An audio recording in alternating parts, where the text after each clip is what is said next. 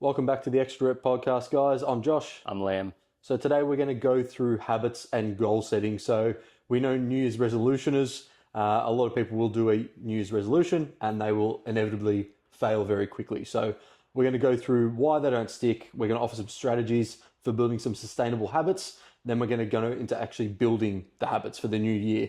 We're going to go through a few daily rituals for a successful year. And then we're going to go through just beyond January and creating habits that are going to last you the whole year so you can get the most out of your body composition. So, Liam, I guess the first place to start is why do all New Year's resolutions fail in the first place? People try and do too much at once. They try and make too many changes at one point in time. And motivation is a huge thing because we see that motivation not only helps in the gym with, motor unit recruitment and a few things like that, but we don't need to go in the sciencey terms. I'm getting onto it early. But motivation actually really helps in terms of building momentum. But then the reality sets in of the changes that you're trying to make are actually hard because you're not used to doing them.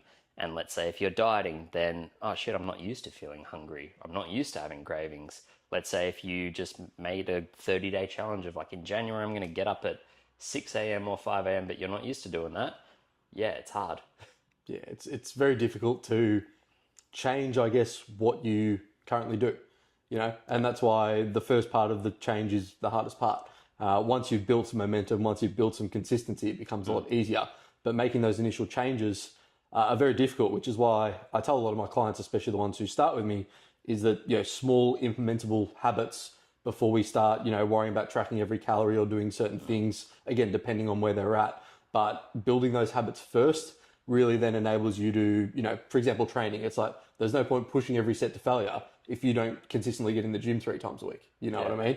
So it's finding that sort of balance. Or if you know the volume. Yeah, it can be a whole rabbit hole. But it goes back to, they don't stick because people set those lofty expectations that they will do for a couple of days and then one day they'll miss it. It's too hard. They'll revert back to exactly what they're doing. So what are some strategies, I guess, we can use in terms of just sort of simple everyday habits that'll get people sort of moving in January in terms of, getting their health and fitness in check? Well, I think that people first and foremost understanding that they're not supposed to change. Their body and mind don't want them to change. It likes homeostasis, which is why there's so much resistance to change. That's okay, and that's completely normal. Everyone likes to think that they're special and they can't do X, Y, Z. It's like, no, we're all built the same as human beings relatively.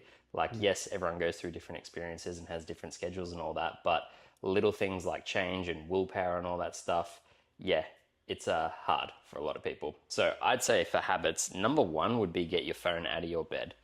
Out of the bedroom, just so many people, they can lose sight of so many things if they just check their phone first thing in the morning. It interrupts sleep as well. It's just one of those things that you don't need to pick up your phone the second you wake up and just straight away, be bombarded with all these notifications. And, that literally sets your entire day. If you wake up to a shit message, you've started your day off shit. And when you're trying to build momentum and new things, and also I would just say reminders for people, as silly as some things sound, like a vision board for some people are very visual and it works. Some people, they know that they're going to eat breakfast at the same spot every morning. Some people put their goals on their fridge, or some people put it as their background on their laptop when they go to work, whatever it may be. Little reminders like that can really help. But I would always say, depending on the goal that you're going for, in this term, health goals, I would actually just seek out a coach and you just save yourself so much time, honestly. Yeah, it is funny how that sort of, just having someone to tell you what to do, obviously within reason.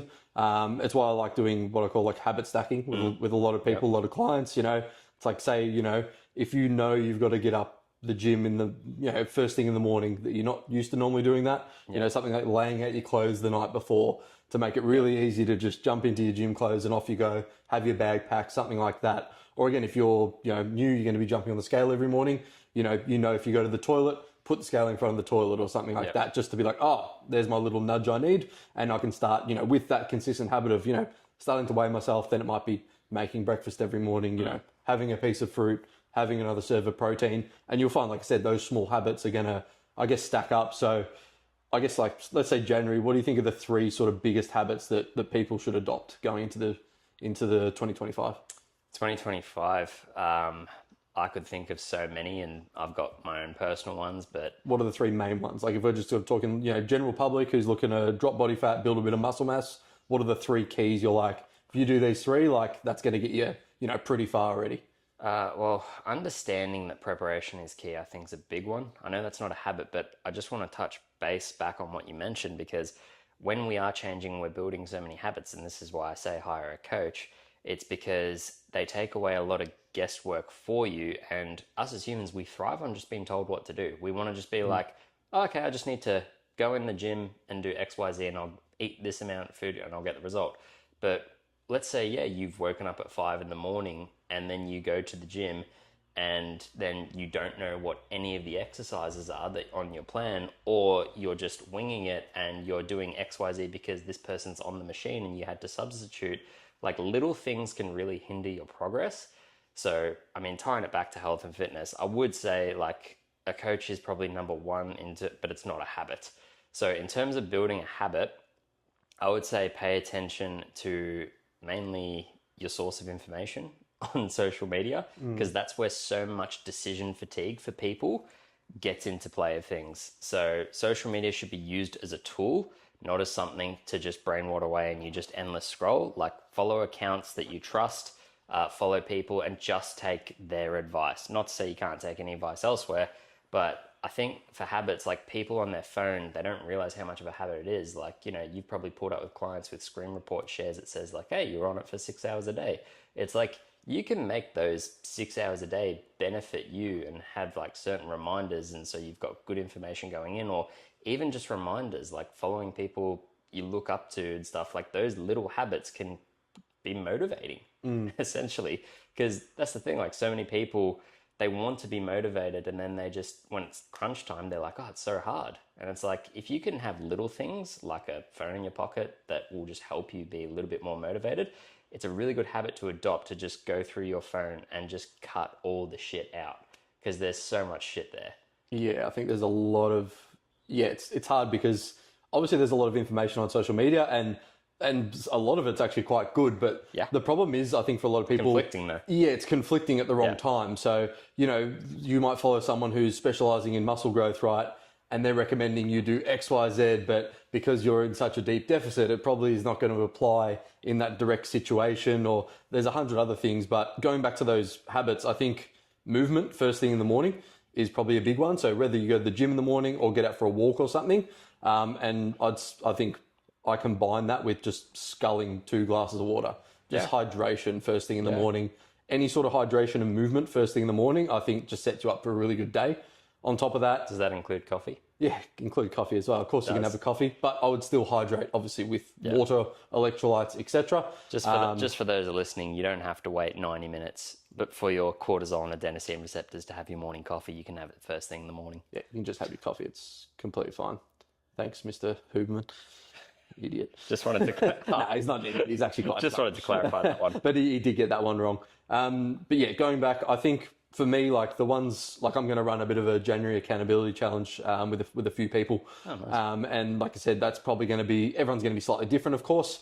But, the first thing is going to be some sort of movement, some sort of hydration. Then obviously we're looking at protein throughout the day, hitting a daily protein goal. And the third will probably be, vegetables, micronutrients. I think, and this is obviously depending on if it's fat loss, muscle growth, anything. If you can hit those 3 things, that's going to almost take care of all that. Then obviously it's the actual deficit and what you're doing with your calories are going to change that. But if you can hit a protein goal, hit enough vegetables, hydrate and train and move, they're going to be your big rocks to sort of start with. And touching on that, one book I really like is that Atomic Habits book by James Clear. That's the one. Yeah, really, really useful book. So if you guys haven't read it, it's basically just how to form a habit and then how to keep it happening without breaking. What's the thing? Like, you see so much like articles and science, I put in quotes and stuff, that people shit on New Year's resolutions. They're like, oh, it takes 3 weeks to build this habit. Some people take 66 days. Some people it's this days. But 91% of like New Year's resolutions fail. And it's just like, hang on, like, why tell people they're going to fail before they even start? It just disheartens them straight away. And when you're looking at motivation being the big key, I can tell people that from the amount of people I've coached, I've had them come off antidepressants, alcohol, certain food, addictions, porn addictions, all this stuff, and it all relates into health and fitness. The humans have a, honestly, like special superpower where they go, if I'm done with something, I'm done with it.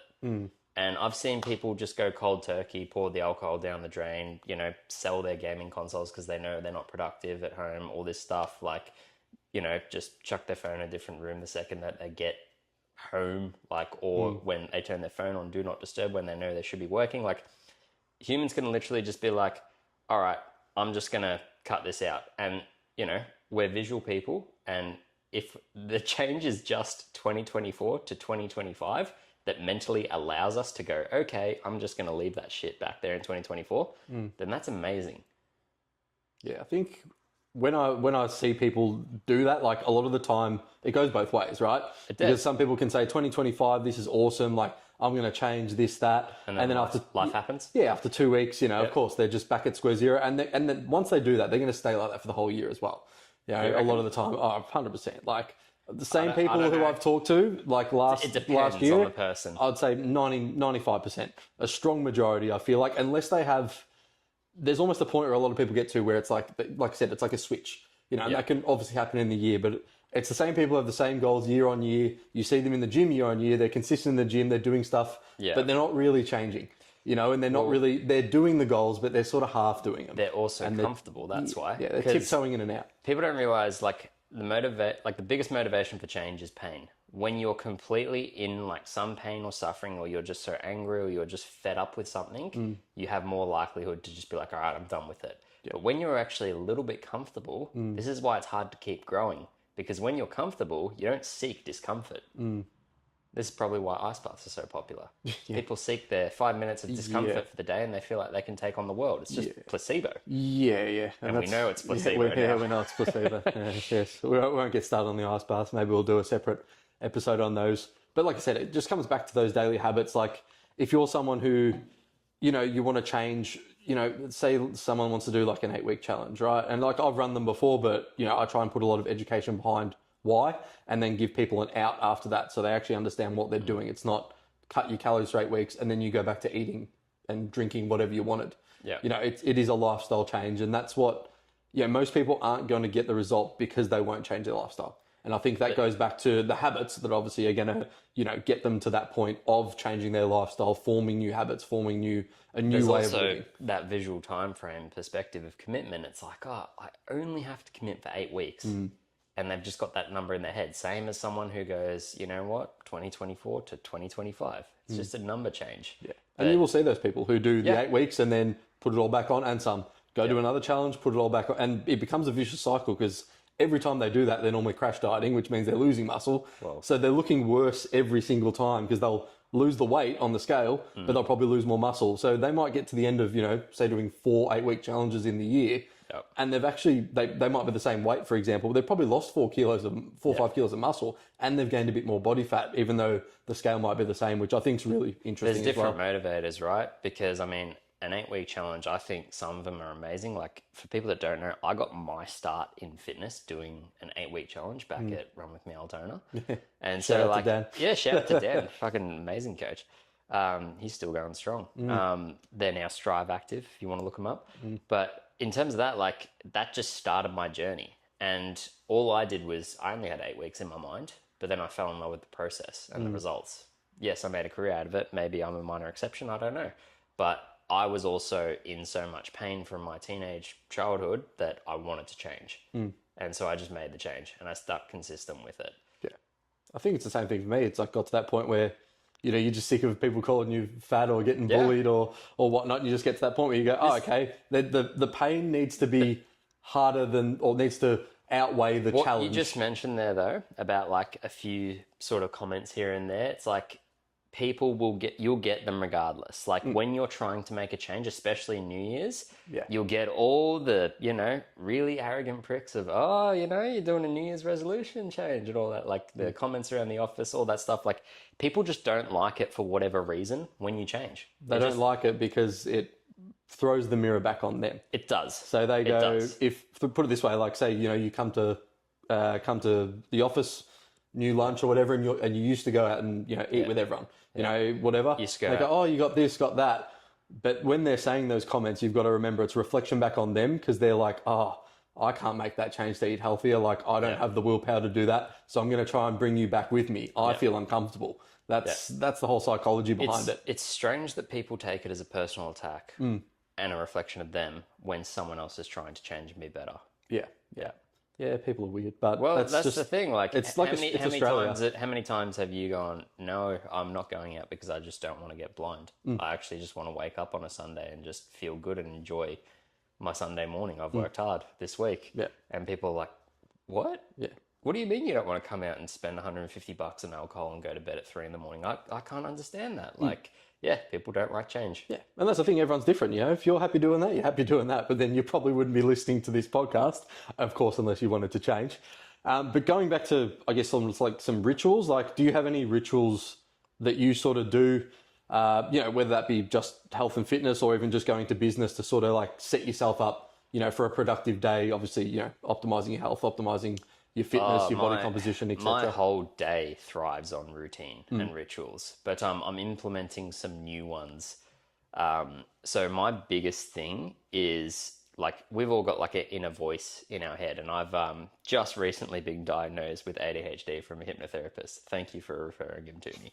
But what I've noticed is my voice in my head is like my biggest critic, and it's really loud. When I go to bed at the end of the night, I want to feel like I've earned the right to sleep. And as weird as that sounds, like, when you've like either put something off, or you haven't done something, you haven't sent that email, you need to send. You're anxious in your head, and your body can't. You're thinking of like, oh, now that's going to pile up to tomorrow. Like, I've made it a pact for myself that I want to go to bed knowing that I did everything that I could have that day. Even if things go wrong, like, I still did what I needed to do, and I can be like, yep, cool, I can reset, get a good night's sleep. Not that I have an issue sleeping or anything, but I just want that peace of mind in the back of my head. So in terms of that, like, that's how I'm actually setting up sort of the structure of my day. I'm also just consciously having my phone upstairs here, and my office is downstairs for people that don't know, and it's on Do Not Disturb. I just want it nowhere near me when I'm working, because any notification, a buzz, whatever, even if it's something completely pointless, can just break flow. Yeah. I've noticed that. Like, one thing I do is use the binaural beats, like, plug them in if I need to do, like, it's kind of like deep work. Try 8D audio. Yeah, that's the what, same. That's what he just put, the hypnotist for ADHD, put 8D audio into my ears. And I don't know if it's placebo, but you feel so calm. Yeah. It just helps you zone in, I think. Like, you've got that background noise, because I used to hate the background noise. But, like, when it's actually that sort of calming stuff, like, I'll put the headphones in, and, like, geez, once you're hyper-focused like that, you can knock out work. But I think coming back to, like, Do you think environment's key for that, though? Like, some people, like, for example, like, they don't like working from home. They'll bring their laptop to a cafe, and they're like, I'm just so productive at a cafe. And I think that eliminates a lot of things. It's also like, I know people are watching me, and I've got no access to, shit. So I just need to focus right now. Yeah, I'll do the cafe all the time. Like, I love the cafe. I reckon it just helps. Like, at work, it's a bit different. Obviously, when I'm doing check-ins and that, sometimes it's at home, but normally it's at any time. So we've got our own office, but, there's distractions, other trainers coming in and out, people asking questions. It is very hard to get into that, but People just want to chat. Yeah, or people just want to chat, which is fine. But yeah, when you're trying to actually do that sort of deep work, it becomes a lot harder. But, like, tying it back to fitness, like, is there anything at the moment you're doing that's sort of, I guess, like, through training? Do you like, schedule your training into your diary? Yes. Do you do that sort of stuff? I train the same time every single day. Yeah. Well, not Sundays, but like Monday to Saturday, I've got pretty much the exact same time. Like, I'm talking, like, not just training, like my meals I eat routinely at the same time. I go to bed the exact same time. I'm honestly a creature of habit. Yeah. And I think that's probably a key takeaway here is, if you can become a creature of habit and do roughly the same things at the same time, of course, it's not going to be absolutely perfect on the dot. Not every time. But if, let's say, for example, breakfast, I eat breakfast between 7 and 8. I have a mid-morning snack between 10 and 11. I have my lunch at 1. I have another mid-snack 3 to 7, and then, sorry, 3 to 4, and then 7 p.m. I might have dinner as my 5 protein meals of the day, for example. If you can start doing that and consistently implement that, on top of sleeping at the same time, waking up around the same time, you'll see a massive benefit. And I think doing that, literally just that, will take you a long, long way. Even just a step back, just sleeping the same time and waking up the same time, I think will take care of a lot of people's problems. Yeah. Especially going into the new year. Like your circadian rhythm, like the way you think, your time, everything usually revolves around a sleep pattern. Yeah. Once you get that sorted, then you have a lot of clarity to play with. Because you're like, oh, okay, I can do this, this, and this. Yeah. And let me tell you, between Christmas and New Year, everyone's sleep pattern is fucked. Like every client's sleep and eating pattern, everyone I've talked to, all over the shop. I'm snacking more. I'm going to bed at random times. Like, it's just because there's no routine anymore. They're not at work. Yeah, exactly. They're not at work, so people fall out of routine. And it's funny because it does fall back into that we don't know what to do with ourselves when we've got the free will. Like, people like to be told what to do. People are like, okay, I know I have to work these hours at work, so I'll just plan everything around that. Yeah. And then it just goes out the window. Yeah. And then Squid Game Season 2 comes out. And then it's like, well, I could just, watch one episode a night, or I could watch all 7 episodes in one go until 1 in the morning. Yeah. I watched that first episode last night. I finished the season. Oh, jeez, all right. Hey, I watched it straight away. Far out. I loved it. What, 4 days? 3 days? Jeez. How many episodes? Yeah. There's 7. Only 7? Yeah, so there's not many. Oh, I thought they were going to put extras out. I think there's another season coming out, like, next year. Yeah, geez, only 7 though. Oh, that's it finished on a cliffhanger, so like of course it would lead into the next season easily. Yeah. So I think tying everything together, like in terms of, committing to new habits, I think, like I said, talking about earlier in the podcast, if you can commit to going to bed, waking up around the same time, doesn't need to be perfect, within the hour, let's say, as a sort of general rule. If you can commit to however many meals you're having them again roughly around the same time, and then scheduling in either your cardio, your steps, or your training are roughly around the same time as well. Again, that's going to change a little bit, but if you can try and stick to that routine, that's going to be absolute money for you in the new year if you're looking at a New Year's resolution, changing your body, losing body fat, building muscle, optimizing your health, etc. I think starting's also just... we have to say it, but like just start. Like, I've started implementing some things today because today's a Monday, even though it's the 30th of December. It's not New Year's. It's like Monday's a Monday to me. Yeah. So I'll start some certain things today. So, and yes, they're uncomfortable, but I've got them done anyway, and I'm feeling good because of it. Yeah. I think one last thing I'll mention is, if you're always someone who starts on a Monday, especially when it comes to like tracking calories or something like that, start on a Friday. Interesting. So what I find with some people is if you start on a Friday, say you'll do Friday, Saturday, Sunday, chances are you're going to consume more calories, right? Because it's the weekend. Then you can be like, okay, for the 4 days left over, you can divide that by 4. Okay, I've got less calories throughout the week, but I know Monday, Thursday, if I can keep within those calories, then I'm still going to be good. So it's almost like it gives you more calories at the technically start of the week, and then less towards the back end of the week, Monday through Thursday. So that's a little hack you guys can try and use as well if you find you really struggle around that sort of Friday weekend. But again, weekend just comes back to routine, doesn't it? Most people will have a different routine on the weekend than they would on a weekday.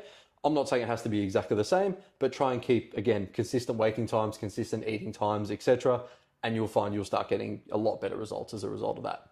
Yeah, I'd say just to finish off, like if you are someone who just really struggles, just like whoever's listening to this, like just reach out to someone or someone to hold you accountable. Could be your family, your partner, local PT, could be us. Like just humans, we suffer with self-accountability because the reason we're talking about it is because we've all struggled with it. It's like you would be where you'd want to be if you had full accountability for all your actions, but it's like, no, shit, yeah, that's right. And that's why I tried to mention before about that habit that I'm building is like I want to go to sleep peacefully with a peace of mind, knowing I did everything I need to. Yeah, I think you're gonna fuck up as well. Not every habit's gonna be perfect. You're not gonna be able to tick off everything every single day, all the time. Life happens, shit happens. Like I said, if you can just get back straight into those habits after falling off, it's that one meal. Oh well, big deal. Get back on, because it's that one meal that turns into 2 meals, that turns into the weekend, that turns into the rest of the week, that turns into Christmas, New Year, and all of a sudden it's been 2 weeks. Haven't hit the gym, you haven't even gone for a walk, and you've just sat like a fat blob on the couch. So well, that happened to you. Like you were doing really well, and then you got chronic. What was it? Sick sinusitis, and then you got really tonsillitis. sick, tonsillitis. And then you had a holiday. take a leaf from my book. Yeah. Today's the first day I've trained in 2.5 weeks. There you go. Still been active, still tried to look after myself, but yeah, getting right back into it now. That's the thing, like life happens. You can't plan a sickness. You can't plan these things. No. Like, sometimes you get knocked for six. Yeah. Shit happens, guys. So thanks for listening to the episode. Really appreciate it. Of course, if you guys have any questions at all, please go through all our social channels, send us an email, go through our Instagram, YouTube, etc. But we look forward to seeing you in the next episode. We'll see you there. See you guys.